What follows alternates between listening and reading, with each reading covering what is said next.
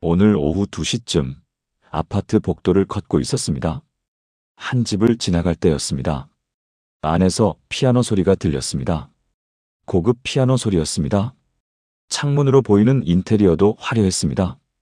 대리석 바닥, 수입 가구, 값비싼 그림들. 저 집은 참 좋겠다. 그런 생각이 들었습니다. 바로 옆집을 지나갔습니다. 안에서 아이들 소리가 시끄럽게 들렸습니다. 엄마, 배고파. 오빠가 내 인형 가져갔어. 얘들아, 조용히 좀 해. 부엌에서는 된장찌개 끓이는 냄새가 났습니다. 거실에는 아이들 장난감이 널려 있었고 빨래 건조대가 보였습니다. 옆집은 참 정신없겠다. 그렇게 생각하며 지나쳤습니다. 그런데 이상한 일이 일어났습니다. 화려한 집 앞을 지날 때는 빨리 지나가고 싶었는데 시끄러운 집 앞에서는 발걸음이 느려졌습니다. 그때는 몰랐습니다. 그 두 집 중 어느 집에 천사가 머물고 있었는지. 더 이상한 일은 그날 밤에 일어났습니다. 화려한 집에서 구급차가 출동했습니다. 집주인이 갑자기 쓰러진 것입니다. 극심한 스트레스와 우울증으로 심장에 이상이 온 것이었습니다. 구급대원들이 황급히 환자를 실어 날랐습니다. 반면 시끄러운 옆집은 여전히 복잡했지만 창문으로 보이는 식탁에서는 온 가족이 모여 웃으며 저녁을 먹고 있었습니다. 아버지가 아이들에게 뭔가 이야기하고 아이들이 까르르 웃고 어머니가 따뜻한 미소로 바라보고 그 순간 저는 깨달았습니다. 이상합니다. 정말 이상합니다. 가장 화려한 집이 가장 어둡고 가장 시끄러운 집이 가장 평안합니다.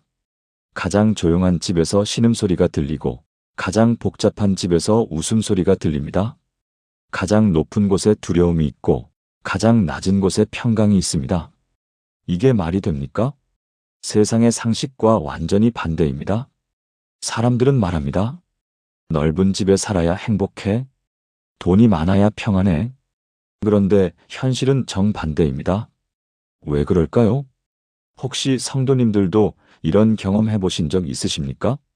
겉으로는 완벽해 보이는데 안으로는 무너져 있는 가정, 물질적으로는 풍족한데 영적으로는 메말라 있는 집, 모든 것을 다 갖췄는데 정작 평안이 없는 곳.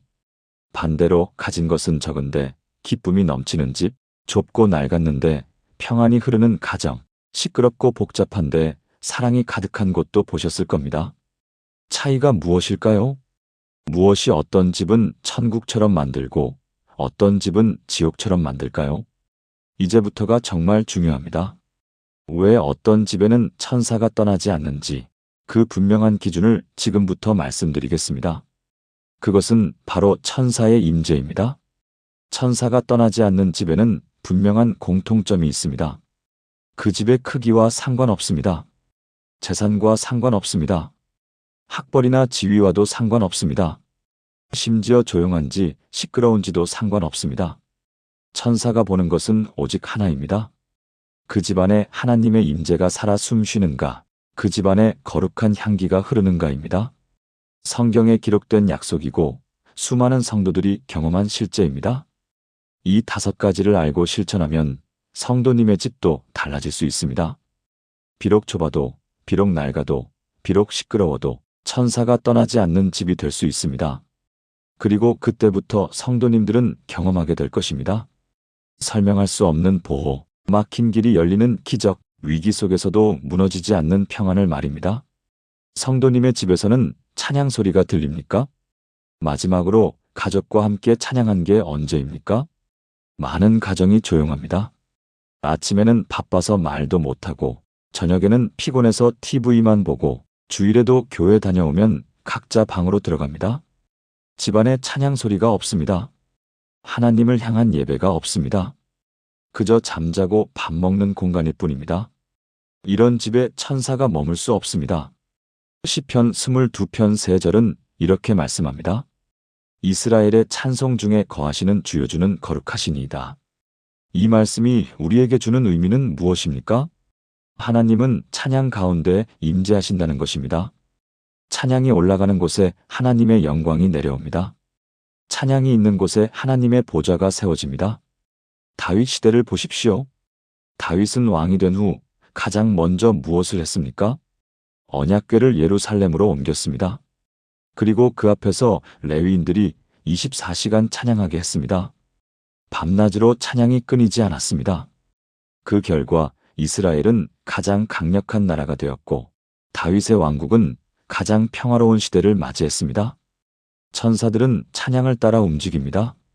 요한계시록을 보면 천사들이 끊임없이 하나님을 찬양합니다. 거룩하다, 거룩하다, 거룩하다 주 하나님, 곧 전능하신 이여. 천국은 찬양으로 가득한 곳입니다. 그래서 찬양이 있는 집을 천사들이 편안하게 여깁니다. 그렇다면 우리는 어떻게 해야 할까요? 매일 찬양하는 습관을 만드십시오. 아침에 일어나면 짧은 찬양 한 곡을 부르십시오. 할렐루야, 주 찬양, 주님께 영광, 주의 은혜라 같은 짧은 찬양이면 됩니다. 가족이 함께 있을 때 찬양하십시오. 저녁 식사 후 5분만 찬양 시간을 가지십시오. 처음에는 어색해도 계속하면 자연스러워집니다. 힘들 때도 찬양하십시오. 문제가 있을 때, 아플 때, 답답할 때 더욱 찬양하십시오. 찬양은 영적 전쟁의 무기입니다. 제가 아는 한 가정을 소개하겠습니다. 박영수, 김미선 부부, 55살, 부산에 사시는 분들입니다. 이 부부는 3년 전까지만 해도 매일 다퉜습니다. 남편은 사업이 어려워 술을 마시고 들어왔고, 아내는 시댁 식구들과의 갈등으로 스트레스가 심했습니다. 고등학생 아들은 성적이 떨어졌고, 중학생 딸은 우울해서 방에만 틀어박혀 있었습니다. 집안 분위기는 최악이었습니다. 모두가 각자 방에서 문을 닫고 있었고, 대화는 거의 없었고, 웃음소리는 들리지 않았습니다. 목사님, 우리 가정이 완전히 무너지고 있어요. 남편이 눈물로 고백했습니다. 그때 저는 이 부부에게 한 가지를 제안했습니다. 매일 저녁 8시 온 가족이 모여서 찬양 한 곡만 부르세요. 처음에는 반발이 심했습니다. 남편은 내가 무슨 찬양을 했고, 아내는 시간이 어디 있어 했고, 아이들은 귀찮아 죽겠는데 했습니다. 그래도 이 부부는 포기하지 않았습니다. 첫날 저녁 온 가족을 거실에 모았습니다. 어색한 침묵이 흘렀습니다. 남편이 핸드폰으로 찬양을 틀었습니다. 나 같은 죄인 살리신. 다들 입만 벙긋거렸습니다. 소리도 제대로 안 나왔습니다. 그래도 한 곡을 끝까지 불렀습니다. 일주일이 지났습니다. 여전히 어색했지만 조금씩 익숙해졌습니다. 2주째 되던 어느 날이었습니다. 주 안에 있는 나에게 찬양을 부르는데 갑자기 딸이 울기 시작했습니다. 엄마, 미안해요. 나 요즘 너무 힘들었어요. 어머니가 딸을 안아주었습니다. 엄마도 미안해. 엄마도 너무 힘들어서 너를 돌보지 못했구나. 그날 밤, 온 가족이 눈물을 흘리며 찬양했습니다. 한 달이 지나자 집안 분위기가 조금씩 달라지기 시작했습니다. 찬양 시간이 부담스럽지 않았습니다. 저녁 8시가 되면 자연스럽게 거실로 모였습니다. 찬양을 부르고 나면 대화가 조금씩 이어졌습니다. 오늘 무슨 일 있었어? 아빠 힘들지? 딸 학교는 좀 괜찮아? 3달이 지났습니다. 모든 문제가 해결된 것은 아니었습니다. 남편의 사업은 여전히 어려웠습니다. 하지만 이상하게 버틸 힘이 생겼습니다. 무너질 것 같았는데 이제는 견딜 수 있겠다는 생각이 들어요. 남편이 고백했습니다. 아내도 달라졌습니다. 시댁 문제는 여전했지만 마음이 조금 가벼워졌습니다. 예전 같았으면 미쳐버렸을 텐데 이제는 그냥 내려놓을 수 있어요. 딸도 조금씩 나아졌습니다. 여전히 힘들어했지만 다시 웃는 날이 조금씩 늘어났습니다. 엄마, 오늘은 기분이 좀 괜찮았어. 그 한마디가 부모에게는 큰 위로였습니다. 1년이 지난 지금 이 가정은 완벽하지 않습니다. 여전히 어려움은 있습니다. 하지만 분명히 달라졌습니다. 매일 저녁 8시가 되면 찬양 소리가 들립니다. 가족들이 서로를 바라보며 미소 짓습니다. 우리 찬양할까? 그 찬양이 이 가정을 지키고 있습니다. 이웃 사람들이 말합니다. 저 집은 뭔가 평안해 보여요. 그 평안이 바로 천사의 임재입니다. 지금 저와 함께 이렇게 기도해 보시겠습니까? 하나님 아버지, 찬송 중에 거하시는 주님을 찬양합니다. 이제부터 저희 집이 찬양이 끊이지 않는 집이 되게 하여 주시옵소서. 아침에도 찬양하고 저녁에도 찬양하며 힘들 때도 찬양하는 가정이 되게 하시고 저희의 찬양을 통해 주님의 임재가 저희 집에 가득하게 하여 주시옵소서. 찬양의 향기가 피어오르는 집에 천사들이 기쁘게 머물게 하여 주시옵소서. 예수님의 이름으로 기도합니다. 아멘. 오늘 저녁부터 시작해 보십시오. 한 가지 기억하십시오. 자녀가 당장 바뀌지 않아도 괜찮습니다. 억지로 끌고 가려고 하지 마십시오. 부모의 태도가 먼저 바뀌면 집의 공기가 먼저 바뀝니다.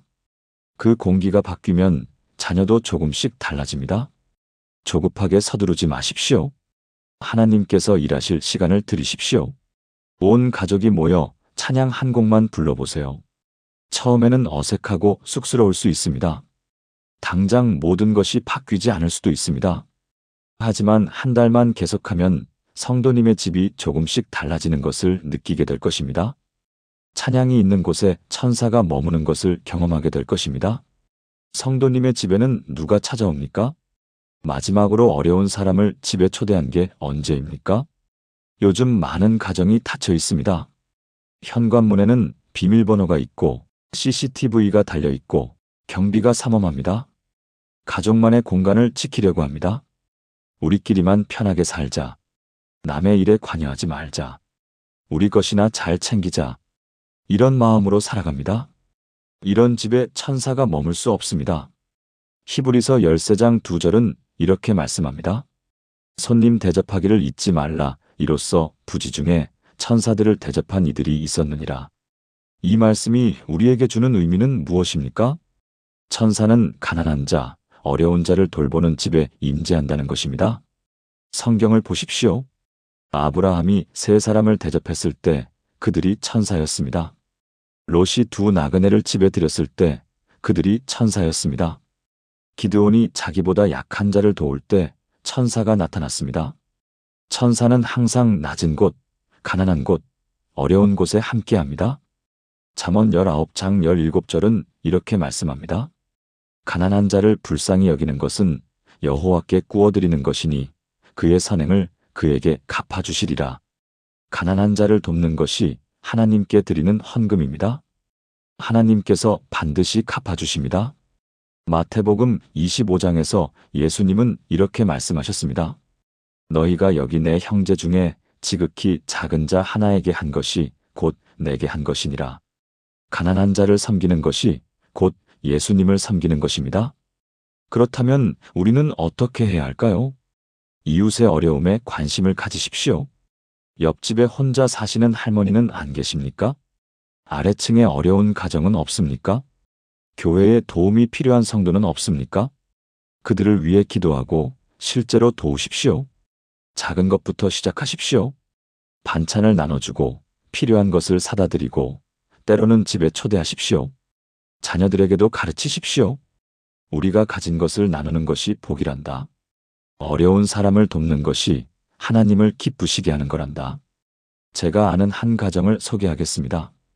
이정수, 한영의 부부, 60대 초반, 대구에 사시는 분들입니다. 이 부부는 경제적으로 넉넉하지 않았습니다. 남편은 작은 식당을 운영했고 아내는 식당 일을 도왔습니다. 두 분 다 새벽부터 밤늦게까지 일했습니다. 그런데 이 부부에게는 특별한 습관이 있었습니다. 어려운 이웃을 보면 그냥 지나치지 못했습니다. 우리도 형편이 어렵지만 저분들은 더 힘드실 거야. 그렇게 20년을 살았습니다. 어느 겨울날이었습니다. 식당에 한 할머니가 들어오셨습니다. 낡은 옷을 입고 손이 꽁꽁 얼어 있었습니다. 따뜻한 물 한 잔만 주실 수 있을까요? 남편이 물을 드리며 물었습니다. 식사는 하셨어요? 할머니가 고개를 저었습니다. 돈이 없어서요. 남편은 주저없이 따뜻한 국밥을 내왔습니다. 천천히 드세요. 할머니는 눈물을 흘리며 밥을 드셨습니다. 고맙습니다. 정말 고맙습니다. 그날 이후 할머니는 가끔 식당에 오셨습니다. 매번 남편은 무료로 식사를 대접했습니다. 아내도 반찬을 챙겨드렸습니다. 그런데 몇 년 후 큰 위기가 왔습니다. 코로나가 시작된 것입니다. 식당 장사가 안 되었습니다. 손님이 뚝 끊겼습니다. 매출은 반토막이 났고 월세와 재료비를 내기도 버거웠습니다. 이제 정말 문 닫아야 하나. 부부는 밤마다 한숨을 쉬었습니다. 그런데 이상한 일이 일어났습니다. 동네 사람들이 하나둘씩 찾아오기 시작한 것입니다. 사장님 힘드시죠? 저희가 포장 좀 많이 할게요. 우리 동네 식당인데 우리가 살려야죠. 전에 도움받았던 사람들이었습니다. 할머니께 밥을 주는 것을 본 사람들이었습니다. 반찬을 받아갔던 이웃들이었습니다. 그들이 입소문을 냈습니다. 저 집은 진짜 좋은 사람들이에요. 우리가 도와야 해요. 놀랍게도 매출이 다시 회복되기 시작했습니다. 완전히 나아진 것은 아니었지만 망하지는 않았습니다. 버틸 수 있었습니다. 그리고 더 놀라운 일은 그 후에 일어났습니다. 코로나가 끝나고 장사가 다시 돌아왔을 때 많은 식당들이 문을 닫았지만 이 식당은 살아남았습니다. 지금도 이 부부는 어려운 이웃을 돕습니다. 큰 부자가 된 것은 아닙니다. 여전히 작은 식당을 운영합니다. 하지만 이상하게 망하지 않습니다. 큰 위기가 올 때마다 누군가 손을 내밀어 줍니다. 사장님 힘내세요. 제가 도와드릴게요. 남편이 이렇게 말했습니다. 목사님 신기해요. 우리가 무너질 것 같을 때마다 누군가 나타나서 도와줘요. 그게 천사가 아니고 뭐겠어요? 그 말이 맞습니다. 천사는 직접 나타나지 않을 수도 있습니다. 하지만 사람을 통해 일하십니다. 이웃의 손길을 통해 보호하십니다. 그리고 그런 보호는 나누는 사람에게만 임합니다. 지금 저와 함께 이렇게 기도해 보시겠습니까? 하나님 아버지, 가난한 자를 불쌍히 여기는 것이 주님께 구워드리는 것임을 믿습니다. 이제부터 저희 집이 이웃을 품는 열린 집이 되게 하여 주시옵소서. 다친 마음을 여시고 나눔의 기쁨을 알게 하시며 작은 것이라도 이웃과 함께하는 가정이 되게 하여 주시옵소서. 사랑으로 이웃을 섬기는 집에 천사들이 기쁘게 머물게 하여 주시옵소서. 예수님의 이름으로 기도합니다. 아멘. 이번 주에 한 가지만 실천해 보십시오. 이웃에게 관심을 갖고 작은 것이라도 나눠보세요. 반찬 한 그릇, 따뜻한 말 한마디라도 좋습니다. 당장 눈에 보이는 보상은 없을 수 있습니다. 하지만 분명히 말씀드립니다. 나누는 집을 천사는 절대 떠나지 않습니다. 그 작은 나눔이 위기의 순간에 성도님을 지킬 것입니다. 성도님들은 집에서 믿음을 고백하십니까? 하나님이 우리를 지키신다고 소리내어 말해본 적 있으십니까? 많은 가정이 침묵합니다. 문제가 생기면 한숨만 쉽니다. 어려움이 오면 불평만 합니다. 왜 우리만 이렇게 힘들까? 도대체 언제까지 이래야 하나? 하나님은 우리를 잊으신 것 같아. 이런 말들이 집안을 가득 채웁니다. 이런 집에 천사가 머물 수 없습니다. 불평과 의심이 가득한 곳에 하늘의 능력이 임할 수 없기 때문입니다. 로마서 10장 10절은 이렇게 말씀합니다. 사람이 마음으로 믿어 의에 이르고 입으로 시인하여 구원을 받느니라. 이 말씀이 우리에게 주는 의미는 무엇입니까? 믿음은 마음에만 있어서는 안 됩니다. 입으로 고백해야 합니다. 소리내어 선포해야 합니다. 왜 그럴까요? 말에는 능력이 있기 때문입니다. 잠언 18장 21절은 이렇게 말씀합니다. 죽고 사는 것이 혀의 힘에 달렸나니 우리가 무슨 말을 하느냐에 따라 삶이 달라집니다. 불평을 하면 더 어두워지고 믿음을 고백하면 빛이 들어옵니다. 여호수아를 보십시오. 가나안 땅을 정복할 때 하나님께서 무엇을 명령하셨습니까? 이 율법책을 내 입에서 떠나지 말게 하며 주야로 그것을 묵상하여 입에서 떠나지 말라고 하셨습니다. 계속 말하라는 것입니다. 여리고 성을 무너뜨릴 때도 마찬가지였습니다. 말없이 돌기만 하다가 마지막 날에는 큰 소리로 외쳤습니다. 그 외침이 성벽을 무너뜨렸습니다. 천사들은 믿음의 고백을 따라 움직입니다.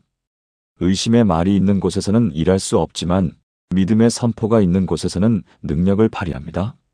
그렇다면 우리는 어떻게 해야 할까요? 매일 믿음을 고백하는 습관을 만드십시오. 아침에 일어나면 이렇게 선포하십시오. 하나님이 오늘도 나와 함께 하신다.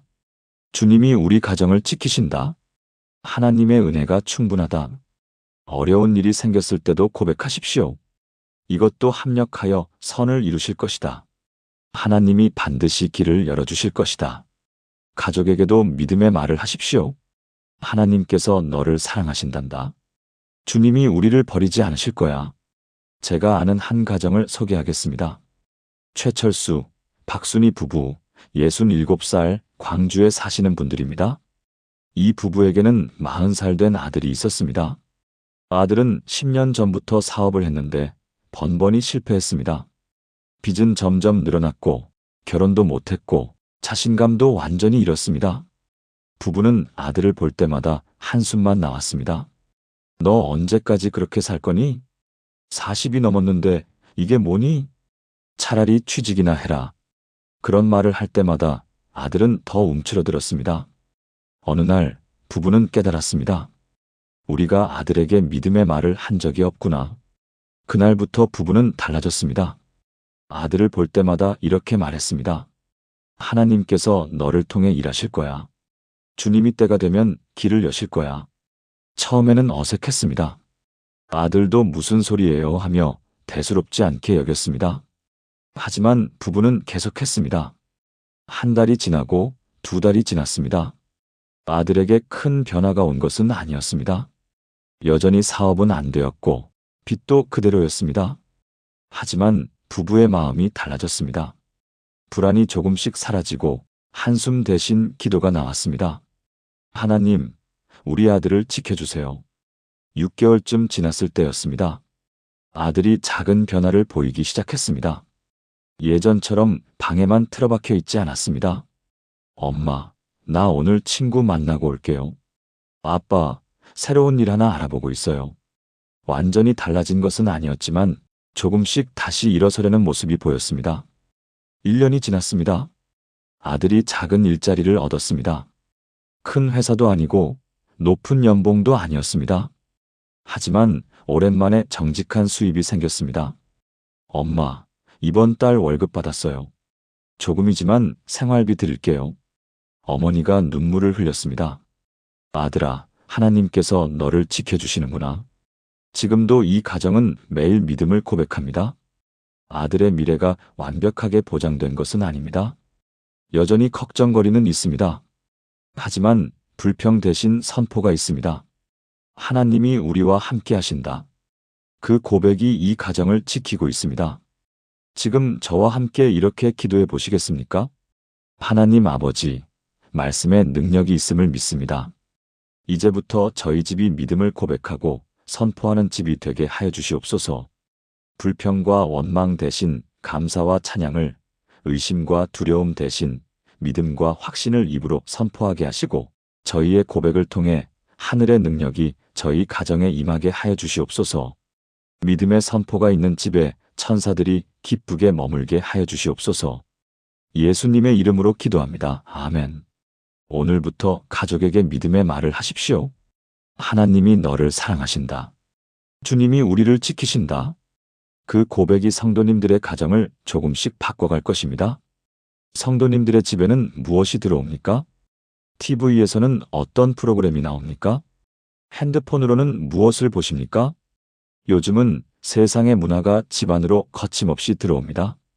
TV를 켜면 폭력과 음란이 나옵니다. 유튜브를 보면 온갖 자극적인 것들이 쏟아집니다. 게임, 드라마, 영화. 대부분이 하나님과 상관없는 것들입니다.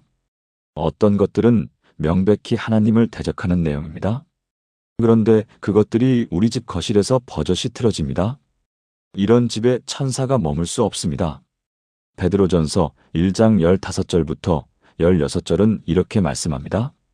오직 너희를 부르신 거룩한 이처럼 너희도 모든 행실에 거룩한 자가 되라. 기록되었으되 내가 거룩하니 너희도 거룩할지어다 하셨느니라. 이 말씀이 우리에게 주는 의미는 무엇입니까? 우리는 세상과 구별되어야 한다는 것입니다. 거룩함은 선택이 아니라 명령입니다.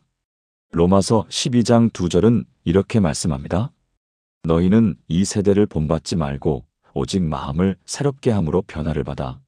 세대를 본받지 말라는 것입니다. 세상이 가는 길을 따라가지 말라는 것입니다. 다니엘을 보십시오. 바벨론 궁전에 살았지만 세상과 타협하지 않았습니다. 왕의 음식을 먹지 않았고 우상에게 절하지 않았고 기도를 포기하지 않았습니다. 그 거룩함이 그를 지켰고 천사가 사자굴에서도 그와 함께 했습니다. 천사들은 거룩한 존재입니다. 더러운 곳, 세속적인 곳에서는 불편합니다. 하지만 거룩함이 지켜지는 집에서는 편안하게 머뭅니다. 그렇다면 우리는 어떻게 해야 할까요? 가정에서 거룩함의 기준을 세우십시오. 모든 것을 다 볼 필요는 없습니다. 모든 것을 다 허용할 필요는 없습니다. 우리 집에서는 이것은 안 된다는 선을 그으십시오. 자녀들과 대화하십시오. 왜 이런 것을 보면 안 되는지 설명하십시오. 억지로 금지하지 말고 이해시키십시오.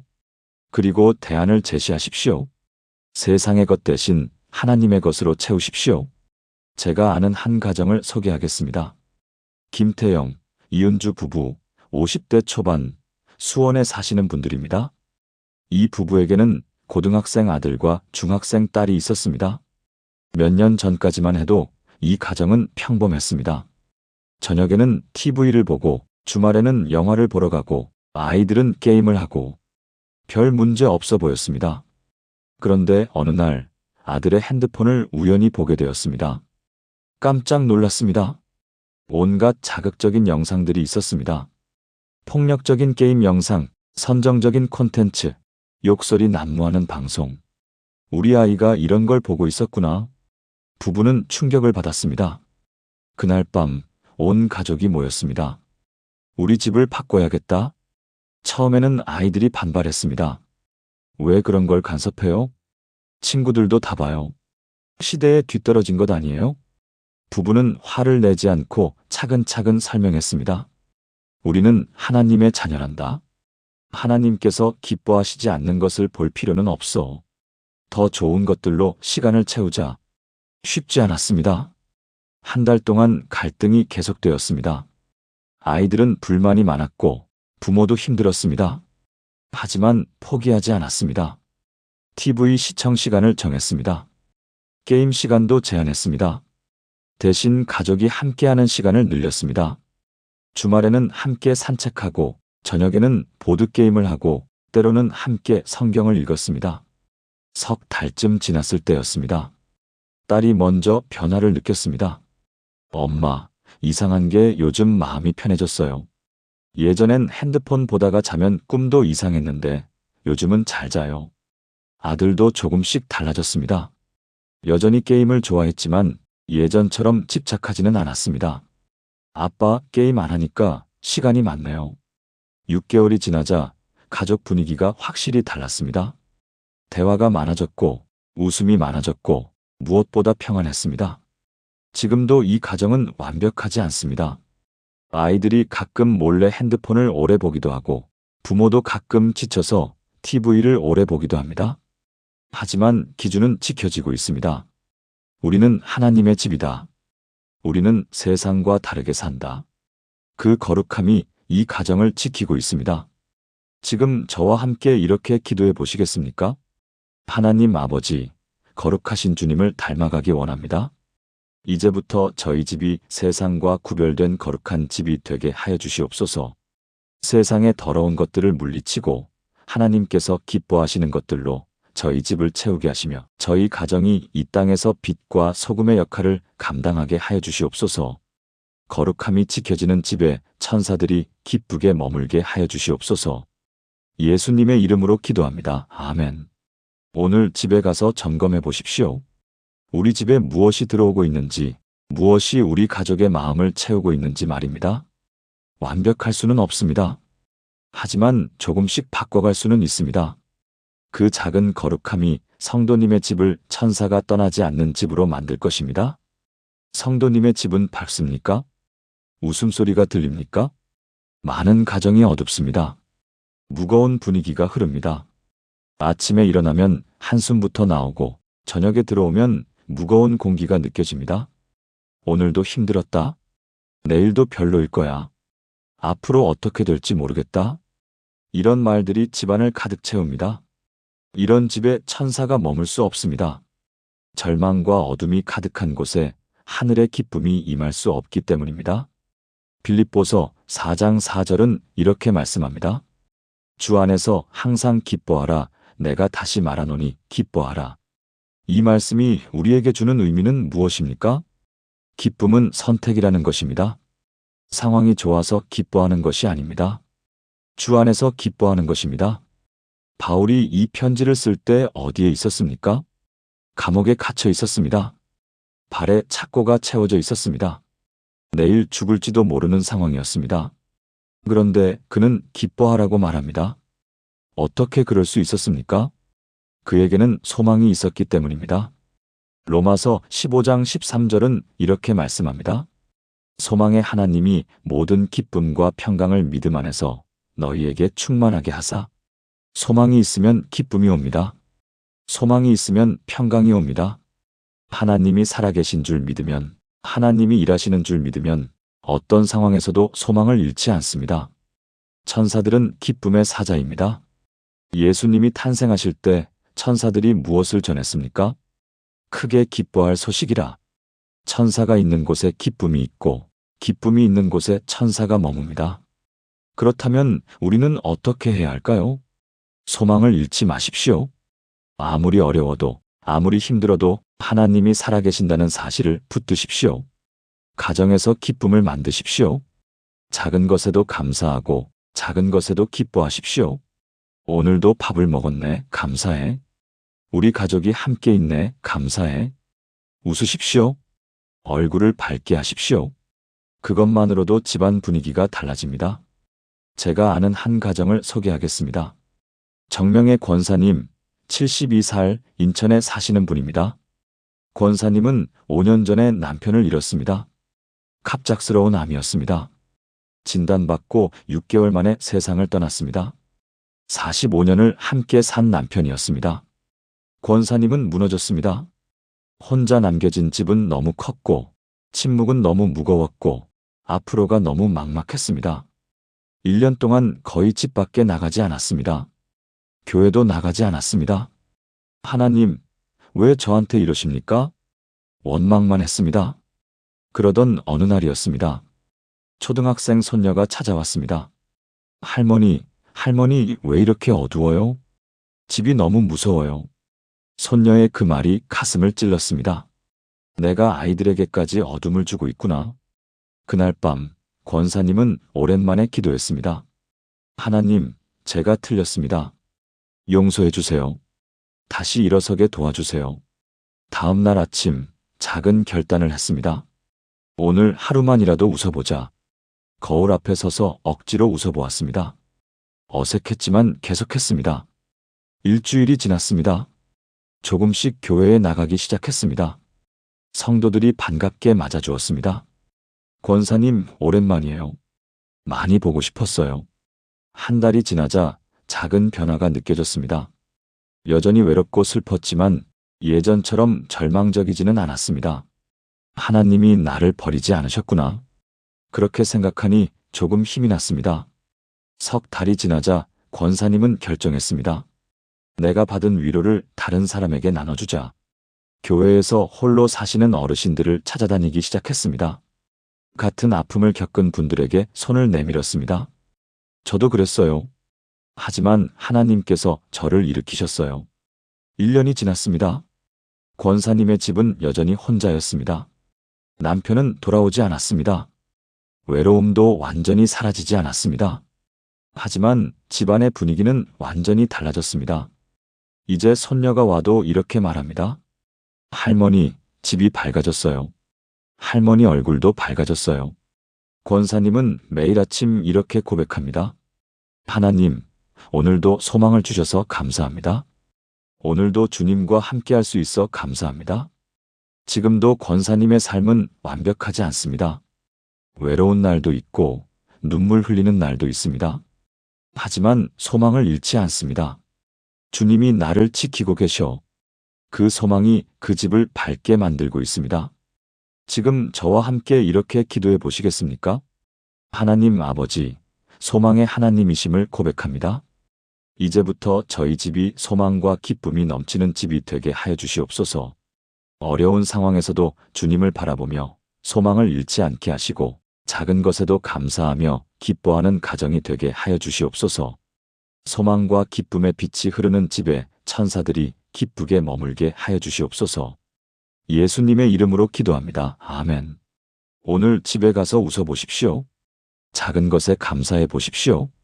당장 모든 것이 해결되지 않을 수도 있습니다. 하지만 소망을 잃지 마십시오. 하나님이 살아계신 한 우리에게는 소망이 있습니다. 그 소망이 천사가 떠나지 않는 집으로 만들 것입니다. 지금까지 나눈 5가지 말씀을 하나의 기도로 드리겠습니다. 함께 기도하시겠습니까? 전능하신 하나님 아버지, 오늘 이 시간 주신 천사가 떠나지 않는 집의 5가지 공통점을 감사드립니다. 찬양이 끊이지 않게 하시고 이웃을 품는 열린 손을 주시며 믿음을 고백하고 선포하게 하시고 세상과 구별된 거룩함을 지키게 하시며 소망과 기쁨의 빛을 주신 주님을 찬양합니다. 저는 고백합니다. 이제부터 저희 집은 매일 찬양이 울려 퍼지는 집이 되겠습니다. 비록 어색하고 서툴지라도 주님을 향한 찬양을 멈추지 않겠습니다. 저희 집은 이웃을 품는 열린 집이 되겠습니다. 큰 것을 나누지는 못하더라도 작은 것이라도 함께 나누겠습니다. 저희 집은 믿음을 고백하고 선포하는 집이 되겠습니다. 불평과 원망 대신 감사와 선포로, 의심 대신 확신으로 살아가겠습니다. 저희 집은 거룩함을 지키는 집이 되겠습니다. 완벽하지는 못하더라도 세상과 구별되려고 애쓰겠습니다. 저희 집은 소망과 기쁨이 흐르는 집이 되겠습니다. 어려운 상황 속에서도 주님을 바라보며 소망을 잃지 않겠습니다. 오늘부터 저희 집이 천사가 기쁘게 머무는 집이 되게 하여 주시옵소서. 하나님의 임재가 가득하고 거룩한 향기가 흐르며 설명할 수 없는 평안이 넘치는 집이 되게 하여 주시옵소서. 비록 좁고 낡았을지라도, 비록 부족하고 연약할지라도 천사가 떠나지 않는 집이 되게 하여 주시옵소서. 저희 가정이 이 땅에서 하나님 나라를 이루는 작은 통로가 되게 하시고 천사들이 쉬지 않고 드나들며 하나님의 뜻을 이루는 거룩한 공간이 되게 하여 주시옵소서. 살아계신 예수 그리스도의 이름으로 기도합니다. 아멘. 사랑하는 성도님, 오늘 우리는 천사가 떠나지 않는 집의 5가지 공통점을 함께 나누었습니다. 첫째, 찬양과 예배가 끊이지 않는 집입니다. 비록 어색하고 서툴더라도 매일 하나님을 향한 찬양이 올라가는 집에 천사가 머뭅니다. 둘째, 가난한 자를 품는 열린 손이 있는 집입니다. 큰 것을 나누지 못하더라도 작은 것이라도 이웃과 함께하는 집에 천사가 머뭅니다. 셋째, 믿음을 입으로 고백하고 선포하는 집입니다. 불평 대신 감사를, 의심 대신 확신을 선포하는 집에 천사가 머뭅니다. 넷째, 세상과 구별된 거룩함을 지키는 집입니다. 완벽하지는 못하더라도 하나님께서 기뻐하시는 것을 선택하는 집에 천사가 머뭅니다. 다섯째, 소망과 기쁨의 빛이 흐르는 집입니다. 어려움 속에서도 하나님을 바라보며 소망을 잃지 않는 집에 천사가 머뭅니다. 이 5가지는 결코 어려운 것이 아닙니다. 큰 부자가 되어야 하는 것도 아니고, 유명한 사람이 되어야 하는 것도 아니고, 완벽한 사람이 되어야 하는 것도 아닙니다. 오직 한 가지만 있으면 됩니다. 오늘부터 우리 집을 천사가 떠나지 않는 집으로 만들겠다는 작은 결단만 있으면 됩니다. 그 결단이 있다면 내일 아침부터 시작하십시오. 찬양 한 곡을 부르십시오. 이웃에게 작은 것을 나눠보십시오. 믿음을 입으로 고백하십시오. 거룩함을 지키려고 노력하십시오. 소망을 잃지 말고 웃어보십시오. 이 작은 실천들이 쌓여서 성도님의 집을 완전히 바꿀 것입니다. 당장 극적인 변화가 오지 않을 수도 있습니다. 한 달이 지나도 여전히 어려울 수도 있습니다. 하지만 포기하지 마십시오. 분명히 말씀드립니다. 조금씩 달라질 것입니다. 6개월, 1년이 지나면 돌아보게 될 것입니다. 아, 우리 집이 이렇게 달라졌구나. 정말로 천사가 우리 집을 지키고 계셨구나. 성도님들도 천사가 떠나지 않는 집의 가족이 되고 싶으시다면 좋아요를 눌러주시고 아래 댓글란에 아멘이라고 남겨주세요. 그리고 이 말씀이 마음에 닿았다면 더 많은 분들이 함께 은혜 받을 수 있도록 공유 부탁드립니다. 하나님의 은혜와 평안이 성도님의 가정에 오늘부터 새롭게 임하시길 축복합니다. 천사가 성도님의 집을 절대 떠나지 않기를 축복합니다. 아멘.